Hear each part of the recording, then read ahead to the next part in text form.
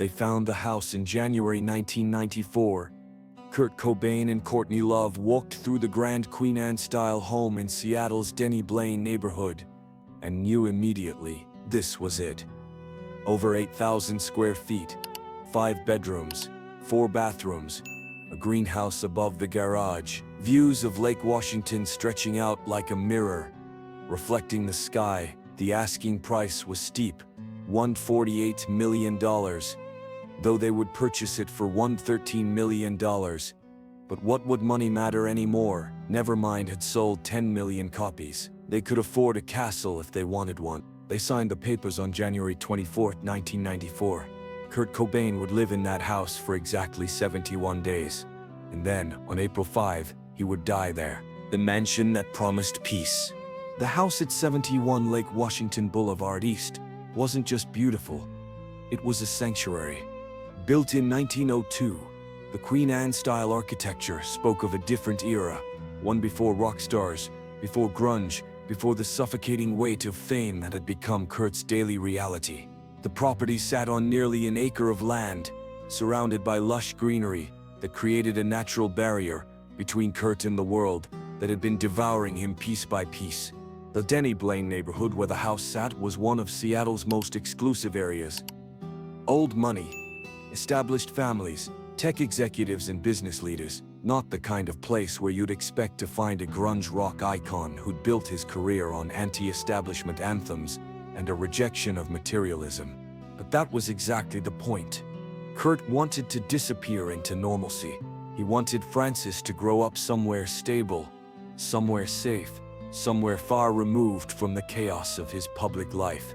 The house itself was a masterpiece of turn-of-the-century craftsmanship, original hardwood floors, high ceilings with intricate molding, large windows that filled every room with natural light. The kind of details you don't find in modern construction. At over 8,000 square feet, it was massive by any standard. 5 bedrooms meant there was plenty of space, a master suite for Kurt and Courtney, a room for Frances, and additional heirloom for guests or Kurt's growing collection of instruments and recording equipment. 4 bathrooms. A wine cellar that Kurt, who wasn't much of a drinker, probably never used.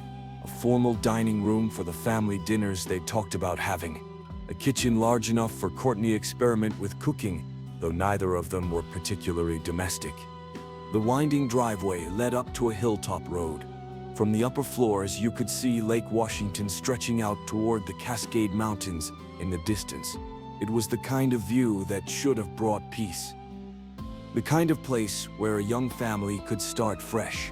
The property bordered Viretta Park on one side, a small but beautifully maintained green space, donated to the city by C.L. Denny in 1901, named after his wife, Viretta Jackson Denny. The park's 1.8 acres featured mature trees, well-maintained lawns, and benches overlooking Lake Washington. It was peaceful, intimate, the kind of place where you could sit and think without being disturbed. Kurt's neighbors included Howard Schultz, the Starbucks CEO, who lived at 120 39th Avenue East, right next door. The irony wasn't lost on anyone.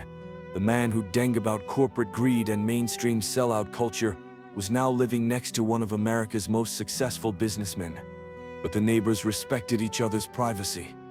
In Denny Blaine, you didn't gossip about who lived next door. You didn't knock on doors uninvited. You certainly didn't call the press when you saw Kurt Cobain walking his daughter through Viretta Park. Kurt and Courtney had their 2-year-old daughter, Frances Bean. They wanted stability, privacy, a real home instead of the succession of rental properties and hotel rooms that had defined their chaotic life since Nevermind exploded in 19. "This is it," Courtney reportedly said when they first toured the property. "This is where we can finally breathe." The house had everything they needed. Space for Frances to grow up, room for Kurt's music equipment, high fences and thick trees that would keep the fans and paparazzi at a distance. And at the back of the property, perched atop a 2-car garage, was the greenhouse, a small structure with large windows. Natural light flooding in from all sides, originally designed for growing plants. but Kurt immediately saw its potential as a private retreat, a place to think, to write, to escape. He never imagined it would become his tomb. The first weeks, Kurt moved into 71 Lake Washington Boulevard with hope. For the first time in years, he seemed to have something resembling a plan.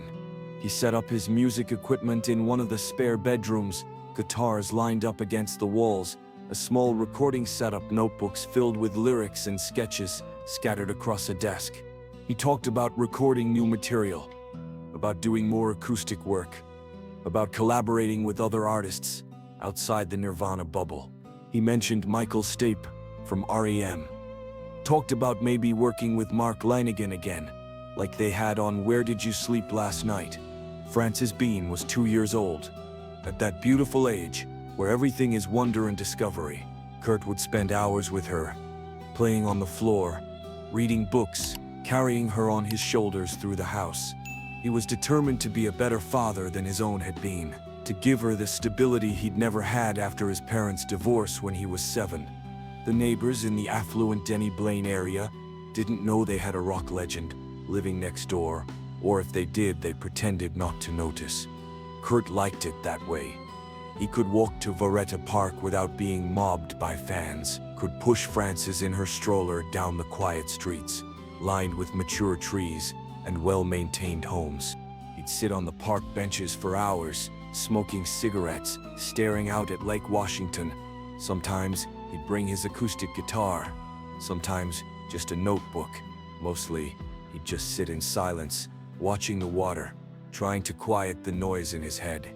The house had a routine in those early days. Courtney would work on whole material. They were preparing to record their second album. Kurt would mess around with new song ideas. They'd try to have family dinners, try to be normal. But normal was never going to work for Kurt Cobain.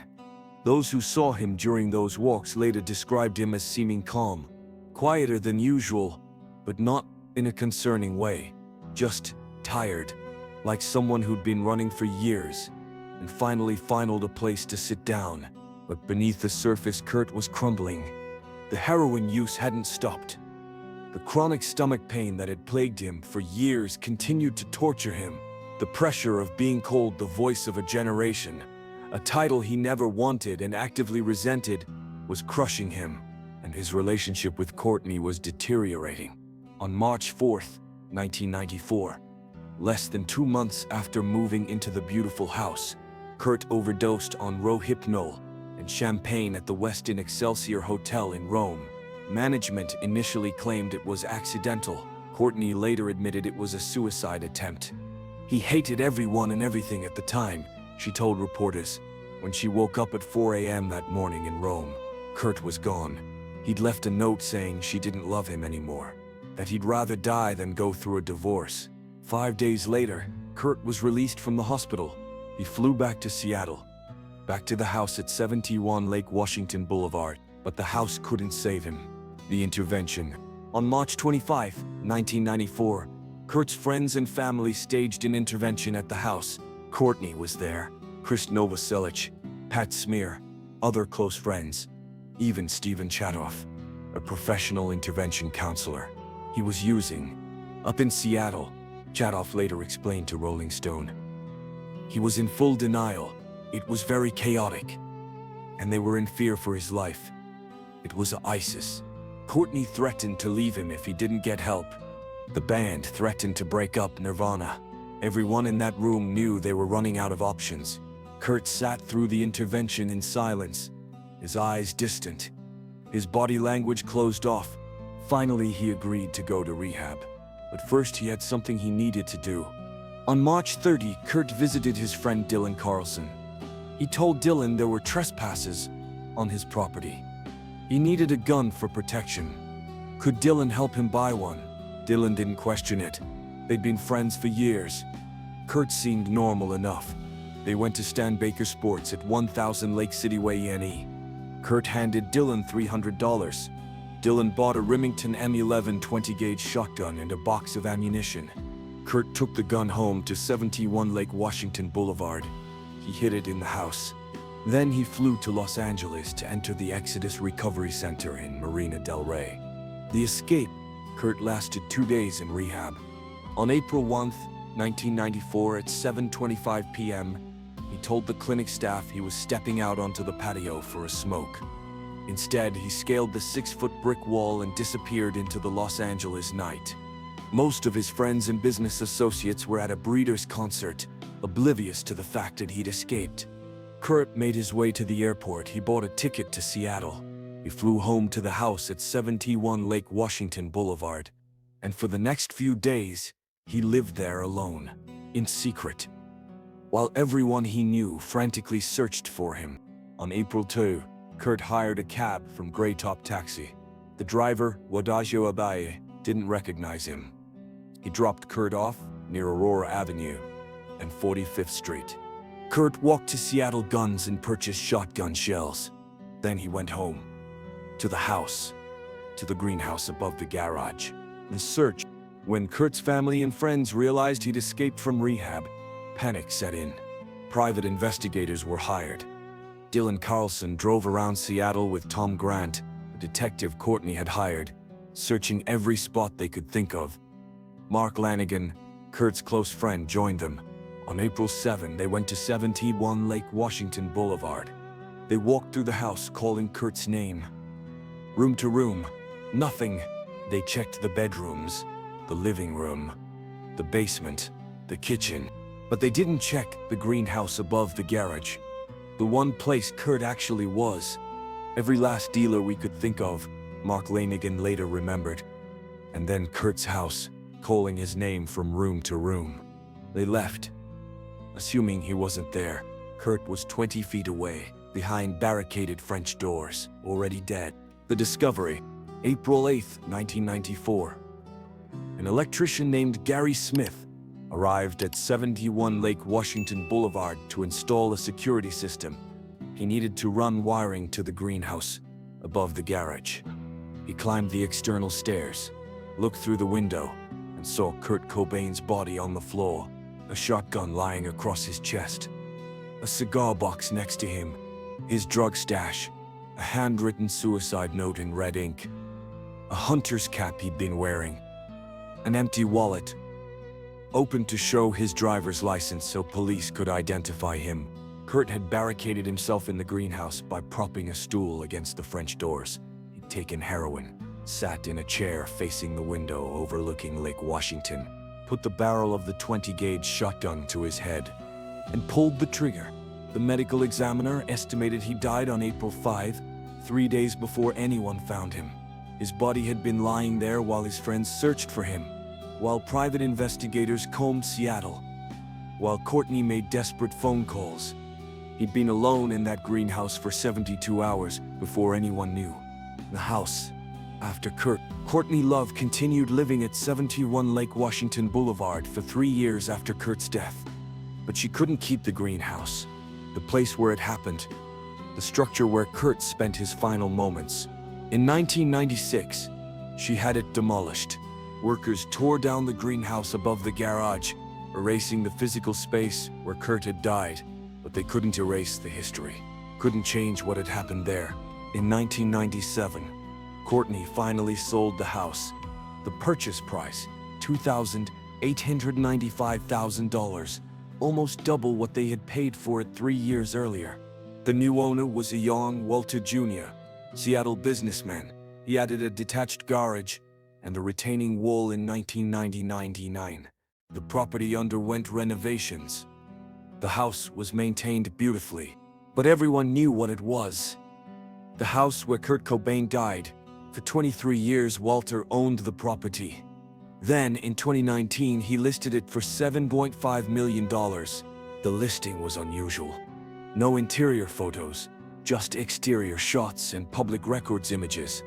The real estate agent declined all media requests for comment. Finally, on August 24, 2020, the house sold for $7,050,000 to an anonymous buyer under the LLC CSK Washington Investments. Who bought it? What are they doing with it? The public doesn't know. The house at 71 Lake Washington Boulevard East remains a private residence. High fences, thick trees, security cameras. The new owners have made it clear, stay away. Viretta Park. the unofficial memorial. If you go to Seattle today and try to visit 71 Lake Washington Boulevard, you'll be disappointed. You can't get close to the house. The fences are too high, the trees too thick, the property too well guarded. But right next to it, separated only by a property line, is Viretta Park, the small 1.8-acre green space that Kurt used to walk through during his final months, where he'd sit on benches, smoke, think. Since Kurt's death, Viretta Park has become an unofficial memorial. Fans from around the world make pilgrimages there. They sit on the same benches Kurt sat on.